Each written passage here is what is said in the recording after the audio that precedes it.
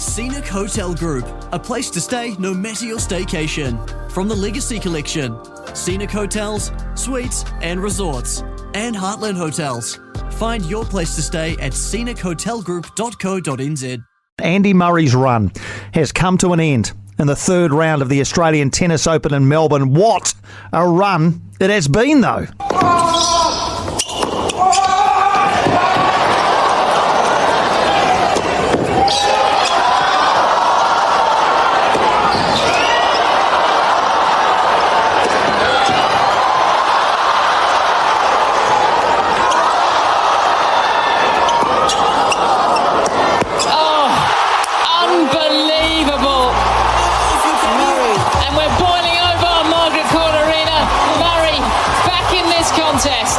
I'm never too sure how well that translates to the radio when you can't actually see what's going on.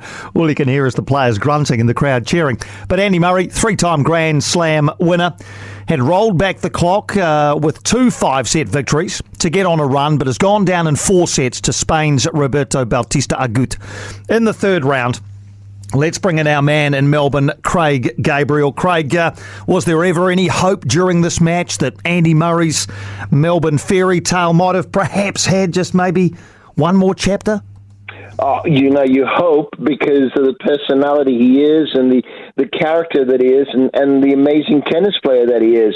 The crowd was well and truly behind him, trying to lift him over, and it wasn't to be. I think the previous rounds ended up catching up to him. I mean, he played a marathon against Matteo Berrettini. There was that remarkable, beyond belief match with Thanasi Kokkinakis as well. So he's no spring chicken, but he's not old by regular standards at 35 and then having a metal hip. So he almost seemed bionic at one stage. But it was. We could have hoped, but it was not to be. And he's had a great run, and it's given him so much encouragement. It really has, and he's enjoyed it. Obviously, well, that's positive to hear. So you expect him to be involved in Wimbledon, the French Open, the US Open, big tournaments this year? Yeah, I'm not sure about the French Open because that's not his surface. He doesn't really like playing on the clay, and he may go, but certainly Wimbledon will be a focus for him. I feel no hesitation in saying that, and yes, certainly the U.S. Open where he's had huge success as well in the past. So he's going to be around for a little while longer. But he has also said it before the tournament started that he's one big injury away from the R word. All right, well, let's hope that doesn't come, not for a while anyway. Just before we move on, I'd be interested in your view on the 4 o'clock finish. Obviously, as a member of the working media, that means that you have to work, presumably, until after the press conferences. I mean, the sun would have been up, Craig. What was it like? Let me tell you. Well, I can tell you because it's not the first time I've experienced this. I genuinely did not go to bed. I finished working, and by the time I got back to the hotel, it was at 10 to 6 in the morning. I'd been at the stadium since 8 the previous morning, and just freshened up, went down to the hotel, to the restaurant and had breakfast, went back up to the room, changed, and walked right back down to the stadium. And I did that in 2008. We had a similar situation. Look, it's not great. It's not ideal. But sometimes these things happen. And all these people that have been coming up on social media, past players, so-called commentators and all that, this must not happen. This was wrong. This should have been stopped, blah, blah, blah, blah. And go to one side of the argument. But not one of them really put up a genuine alternate suggestion. All they do is criticize it or have a go about it, and don't really come up with any ideal solution for that situation.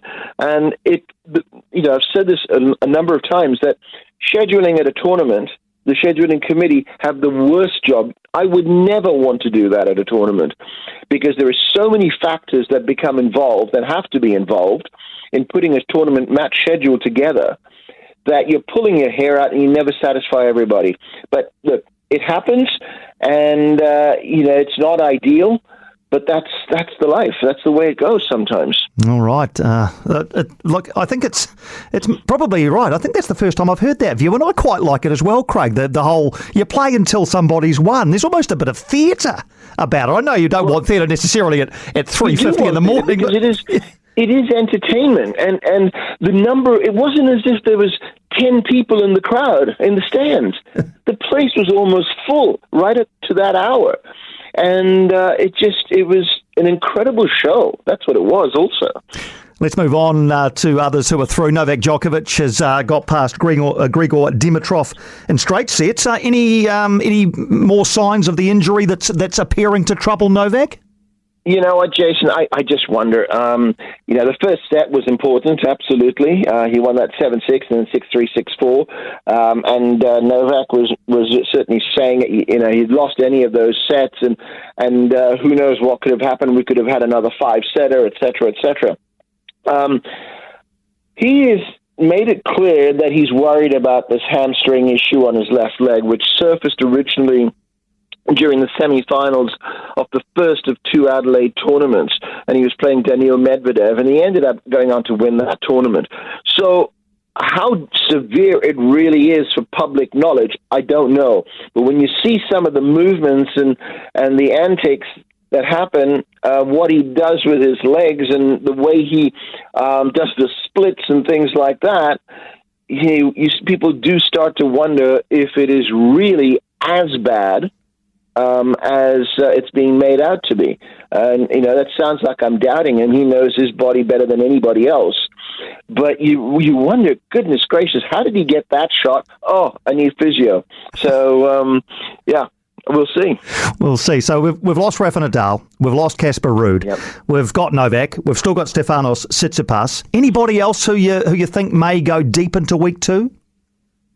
Well, the other person, Yannick Sinner, who is actually going to be playing Stefanos Tsitsipas tonight. That's the feature match of the day, because two very high-profile players who's maybe started to develop a bit of a rivalry, and popular players and really nice guys, especially Yannick Sinner. I really like him, and there's a nice Australian connection with Darren Cahill being his coach as well. So, it's good to see them producing the goods. And obviously for us as Australians over here, we want to see Alex de Minaur do well. He's got Novak in the next round, which will be tomorrow. But, look at the way Andrei Rublev is playing, and it's exceptionally good. The way he took apart Dan Evans yesterday was certainly impressive. So Rublev is one. He comes up against a young Danish player, Holger Rune, who's now in the top 10, beat Novak Djokovic in the final of Paris-Bercy in November, and a very handy, very confident, sometimes some might say very cocky person in a player, but interesting to watch. So, there's still a few, and the number of Americans, goodness gracious, they've got 25% of the fourth round. So, just, take your pick. And I think you'll have a good time watching any of them play. Oh no, looking forward to the second week as always. Just in the women's, we loved having Coco Gauff over here, and as you know, she just swept all before her in a rain-affected tournament, but was a very, very popular winner. I know she's slated to meet Swiatek in the quarterfinals, but could Coco Gauff win the Australian Open? Yes, she could. She's my other pick. And on the women's side, it's difficult to go past Iga Swiatek, the world number one. And on the men's side, it is difficult to go past Novak. But Gauff was my other pick for the women on the women's side. And she's got to get through Yelena Ostapenko today, who I wouldn't say is the most popular player around. So there'll be plenty of encouragement for Coco in that. And it would be the feature match if she and Swiatek were to come up against one another. It would be a repeat of the French Open final from last year. Indeed. And just finally, the crowds are back, obviously, at Melbourne Park. Does it feel like the Australian Open again, Craig, the way it used to be? Oh, absolutely. Craig Tidy, the tournament director and the boss of Tennis Australia, said before the Australian Open that he would like to see 900,000 people going through the turnstiles. Well, the records for attendance have been broken every day. Yesterday, with the day in session, the night session, there was in excess of 94,000 people at Melbourne Park. So the crowds have come out in droves and have been highly entertained. because this is no longer just a tennis tournament. I say just a tennis tournament. It is one of the four majors, but it is an event. There's so much to see and do, and restaurants, and there's a beach bar. They brought in tons of sand to create a mini beach, and the people are coming there for all the stuff around it, in addition to watching the greatest athletes in the world. Terrific stuff, Craig. Thanks so much. Look, I was going to say I hope you don't have to do another all-nighter, but I get the sneaky feeling you wouldn't mind. Well, I'm not so sure about that. A friend of mine, a colleague of mine, calculated after my no going to bed the other night from how much sleep I'd had the previous 3 nights. He said, "Do you realize that over 3 nights you've had 5 hours of sleep?" Oh dear. That doesn't sound like quite enough. Craig, it's such a pleasure to have you joining us across New Zealand. Thanks indeed, as always, for your time. Okay.